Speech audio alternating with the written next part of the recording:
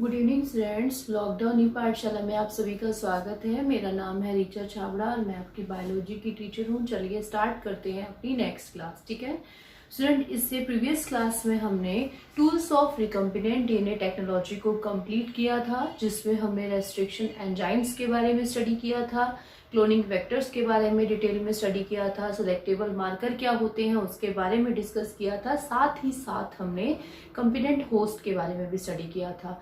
Next आज का जो हमारा टॉपिक है उसका नाम है प्रोसेस ऑफ आरडीटी, मतलब रिकम्बिनेंट डीएनए टेक्नोलॉजी का process of recombinant DNA technology. ठीक है, तो चलिए स्टार्ट करते हैं। There are following steps which are involve in the recombinant DNA technology.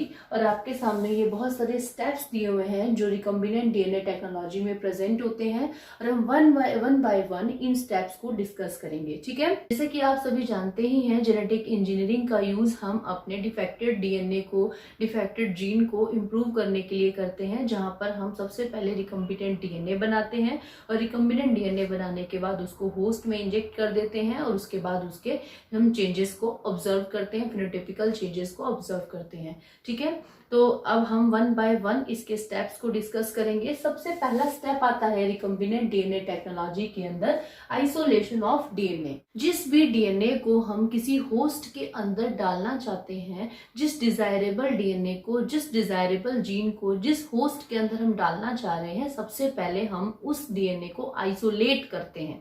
ठीक है, या तो किसी बैक्टीरिया की सेल से, या किसी एनिमल की सेल से, या किसी प्लांट सेल से हम उस डीएनए को सबसे पहले क्या करते हैं, आइसोलेट करते हैं, उसको निकालते हैं। तो उसको निकालने के लिए हमें क्या करना पड़ता है, उस बैक्टीरिया की सेल को या प्लांट की सेल को या फंगल सेल को पहले हमें ब्रेक करना पड़ता है, ब्रेक डाउन करना पड़ता है उस सेल का, और उसके बाद उसमें से अपने डीएनए को निकालना पड़ता है। ठीक है, तो सेल्स को ब्रेक डाउन करने के लिए, बैक्टीरिया सेल का ब्रेक डाउनिंग करने के लिए, प्लांट सेल को ब्रेक डाउन करने के लिए हम यहाँ पर कुछ एंजाइम्स का यूज करते हैं और उस एंजाइम्स की हेल्प से इन सेल्स को ब्रेक कर लेते हैं और उसके डीएनए को आइसोलेट कर लेते हैं। जैसे एक नंबर में क्वेश्चन पूछा जा सकता है कि बैक्टीरियल सेल को ब्रेक डाउन करने के लिए आप किस एंजाइम के साथ ट्रीट करते हैं, तो लाइसोजाइम को हम यूज करते हैं और बैक्टीरियल सेल को ब्रेक डाउन कर लेते हैं।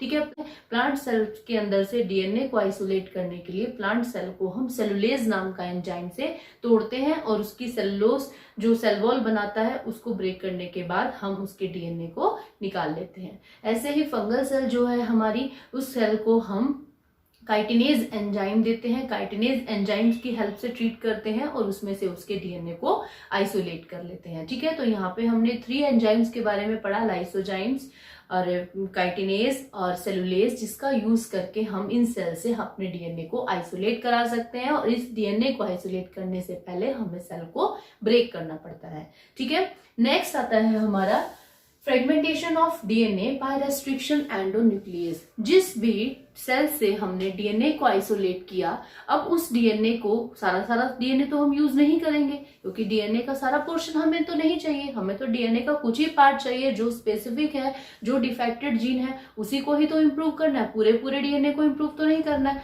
तो उस जो आपने पूरा डीएनए निकाला है उसका कुछ पार्ट चाहिए, तो उसके कुछ पार्ट को कट करने के लिए हम मोलिकुलर सीजर, जिसको हम बोलते हैं रेस्ट्रिक्शन एंडोन्यूक्लियस एंजाइम्स का यूज करते हैं, और रेस्ट्रिक्शन एंडोन्यूक्लियस एंजाइम का यूज करके हम डीएनए को पर्टिकुलर साइट से कट कर लेते हैं। इस तरह से हमें डीएनए के बहुत सारे फ्रेगमेंट्स मिल जाते हैं। ठीक है, इसी तरह से जिस वेक्टर के अंदर आपको डाल करके अपना डीएनए भेजना है, उस वेक्टर को भी restriction endonuclease, same restriction endonuclease के साथ ट्रीट करते हैं, जिससे कि दोनों के अंदर स्टिकी एंड बन जाए और दोनों आपस में अच्छे तरीके से हम क्या कर सकते हैं, लाइगेट कर जाएं।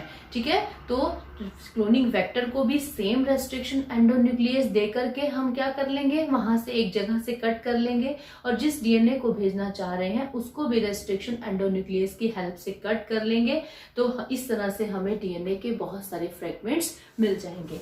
नेक्स्ट आता है isolation of desired DNA fragment. तो एंडोन्यूक्लियस एंजाइम्स का यूज करके, रेस्ट्रिक्शन एंडोन्यूक्लियस एंजाइम का यूज करके जो आपने डीएनए के बहुत सारे टुकड़े कर लिए हैं, अब उस टुकड़े में हो सकता है कोई टुकड़ा बड़ा हो, कोई छोटा हो, आपका जो वेक्टर है जिसके थ्रू आपने भेजना है ये वेक्टर है। ठीक है, आपका इस वेक्टर में इतना डीएनए जो है फिट हो सकता है। मान लीजिए जो आपने फ्रेगमेंट किए हैं उसमें कुछ फ्रेगमेंट्स इतने बड़े हैं, इतने बड़े फ्रेगमेंट्स तो उस वेक्टर में नहीं आएंगे, तो आपको उसके साइज का फ्रेगमेंट लेना पड़ेगा जो यहाँ पे फिट आ सकता है।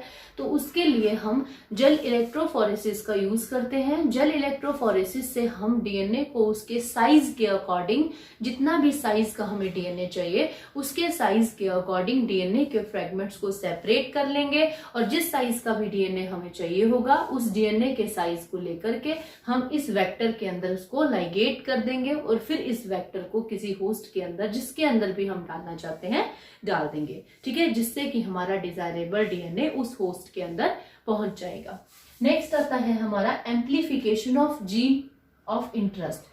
जिस भी डीएनए के पार्ट को आप किसी होस्ट के अंदर डालना चाह रहे हैं, जिस जीन को आप किसी होस्ट के अंदर डालना चाह रहे हैं, जो आपने पहले आइसोलेट किया, उसके फ्रेगमेंट्स को आइसोलेट किया, तो वो तो एक ही है आपके पास, लेकिन बाई चांस अगर वो वेक्टर के अंदर डालते समय किसी वजह से खराब हो जाए तो इसका मतलब आपको पूरा प्रोसेस दोबारा करना पड़ेगा। तो इतना इजी नहीं है ये। तो इसके लिए हम क्या करते हैं, एक मेथड का यूज करते हैं जिसका नाम है पीसीआर, पॉलीमरेज चेन रिएक्शन, जिसको हम बोलते हैं पीसीआर, पॉलीमरेज चेन रिएक्शन। ये पॉलीमरेज चेन रिएक्शन क्या होती है, ये एक ऐसा मेथड है जिसके थ्रू आप डीएनए को एम्पलीफाई कर सकते हो। किसी जीन को, जो डीएनए का ही सेगमेंट होती है, उसके एम्पलीफाई मतलब उसके बहुत सारी कॉपी बना सकते हो। इस बार आपका जो मॉडल पेपर आया है उसमें क्वेश्चन पूछा गया है कि पीसीआर की टेक्निक का यूज हम किसको एम्पलीफाई करने के लिए करते हैं, किसकी कॉपी बनाने के लिए करते हैं। तो पीसीआर पॉलीमरेज चेन रिएक्शन का यूज हम डीएनए की बहुत सारी कॉपी बनाने के, multiple copies of DNA, multiple copies of a particular gene. तो जीन भी क्या होता है, डीएनए का ही सेगमेंट है, तो उसकी बहुत सारी कॉपी बनाने के लिए पीसीआर का यूज किया जाता है। डीएनए की बहुत सारी कॉपी बनाने के लिए पीसीआर का यूज किया जाता है। ठीक है, तो इसको हम डिटेल में नेक्स्ट क्लास में स्टडी करेंगे। पीसीआर को पूरा का पूरे पीसीआर को डिटेल में हम नेक्स्ट क्लास में स्टडी करेंगे। यहाँ पे आपको शॉर्ट में बता दिया गया है। नेक्स्ट आता है ligation of DNA fragment into A vector. सबसे पहले आपने डीएनए आइसोलेट किया, फिर उसको फ्रेगमेंटेशन रेस्ट्रिक्शन एंडोन्यूक्लियस की हेल्प से उसके बहुत सारे फ्रेगमेंट बना लिए, फिर उसको डिजायरेबल फ्रेगमेंट को चूज कर लिया, सेपरेट कर लिया, फिर उसके बाद उसकी बहुत सारी कॉपीज बना ली, और अब उसको हम क्या करेंगे, इस क्लोनिंग वेक्टर के अंदर डाल देंगे। तो ये क्लोनिंग वेक्टर जो है आपने जिसको सेम एंडोन्यूक्लियस एंजाइम से ट्रीट किया था, और इस डीएनए को भी सेम रेस्ट्रिक्शन एंडोन्यूक्लियस एंजाइम की हेल्प से कट किया था। अब हम दोनों को मिला देंगे, इनको लाइगेट कर देंगे, ज्वाइन कर देंगे, क्योंकि ये जब रेस्ट्रिक्शन एंडोन्यूक्लियस का हमने यूज किया था, इन्होंने स्टिकी एंड बनाए थे, इस तरह के एंड बनाए थे, और ये दोनों एंड आपस में क्या हो जाएंगे, लाइगेट हो जाएंगे। किस एंजाइम की हेल्प से, लाइगेज एंजाइम की हेल्प से। तो अगर क्वेश्चन पूछ लिया जाए 1 मार्क्स में कि डीएनए के स्टिकी एंड्स को या डीएनए के एंड्स को जोड़ने के लिए हमें किस एंजाइम्स की हेल्प होती है, लाइगेज एंजाइम की हेल्प से हम क्या कर सकते हैं, उसके 2 पर्टिकुलर फ्रेगमेंट को क्या कर सकते हैं, जोड़ सकते हैं। ठीक है, नेक्स्ट आता है culturing of the insertion of recombinant DNA into host. तो जो हमने रिकम्बिनेंट डीएनए बनाया है, तैयार किया है, इसको अब क्या करेंगे, होस्ट में डाल देंगे। तो होस्ट में डालने के लिए हम क्या कर सकते हैं, उस होस्ट को कॉम्पिटेंट बनाते हैं। जैसे कि हमने प्रीवियस क्लास में पढ़ा था कि competency is the ability of cell to accept foreign DNA, कि कॉम्पिटेंसी क्या होती है, किसी सेल की वो एबिलिटी जिससे कि वो किसी फॉरेन डीएनए को एक्सेप्ट कर सकता है। तो हम क्या करेंगे, केमिकल मेथड का यूज करके, फिजिकल मेथड का यूज करके उस कॉम्पिटेंट होस्ट के अंदर अपने फॉरेन डीएनए को इंसर्ट करा देंगे। ठीक है, इंसर्ट कराने के लिए या तो हम केमिकल मेथड का यूज करेंगे या फिजिकल मेथड का यूज करेंगे। अगर एनिमल सेल है तो माइक्रो इंजेक्शन मेथड बहुत अच्छा है, अगर वो प्लांट सेल है तो जीन गन मेथड बहुत अच्छा है, और अगर मान लीजिए वो कोई बैक्टीरियल सेल है तो हीट शॉक ट्रीटमेंट बहुत अच्छा मेथड है, जिसका यूज करके हम उस होस्ट के अंदर अपने रिकम्बिनेंट डीएनए को डाल देते हैं। नेक्स्ट आता है culturing of host cell on a suitable medium at a large scale. अब जिस होस्ट के अंदर आपने अपना रिकम्बिनेंट डीएनए डाला है, उस रिकम्बिनेंट डीएनए को डालने के बाद आप क्या करोगे, उस होस्ट सेल को किसी कल्चर मीडियम में ग्रो कराओगे और देखोगे क्या ट्रांसफॉर्म हुई वो सेल, क्या वो सेल बदली। जिस भी सेल के अंदर आपने कोई रिकम्बिनेंट डीएनए डाला है, क्या उसके अंदर कुछ चेंजेस आए, उसने अपना पर्टिकुलर रिजल्ट दिखाना स्टार्ट किया भी सही या नहीं किया। तो हमने इसके लिए पढ़ा था कि जो हम वेक्टर्स का यूज करते हैं उसमें हम सेलेक्टेबल मार्कर डाल देते हैं, जिसको हम बोल देते हैं एंटीबायोटिक रेजिस्टेंस जीन। और वो सिलेक्टेबल मार्कर ये पहचानने में हमारी हेल्प करते हैं कि वो जीन हमारी वो उस पर्टिकुलर सेल के अंदर जाने के बाद अपना रिजल्ट दिखा भी रही है या नहीं दिखा रही है। तो सिलेक्टेबल मार्कर का यूज कर हम पहचान सकते हैं कि सेल इज ट्रांसफॉर्म्ड और नॉट।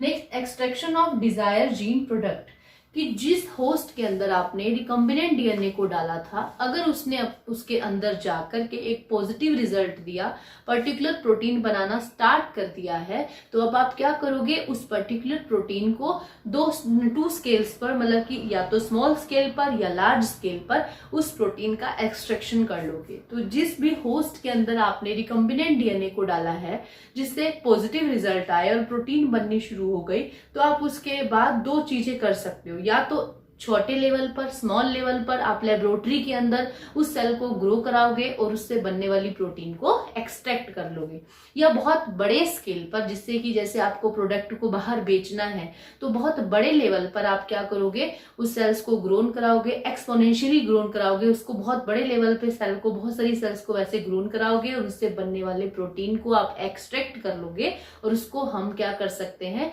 मार्केट में सेल कर सकते हैं। ठीक है। नेक्स्ट आता है downstreaming method, downstream processing of products as finished product ready for marketing.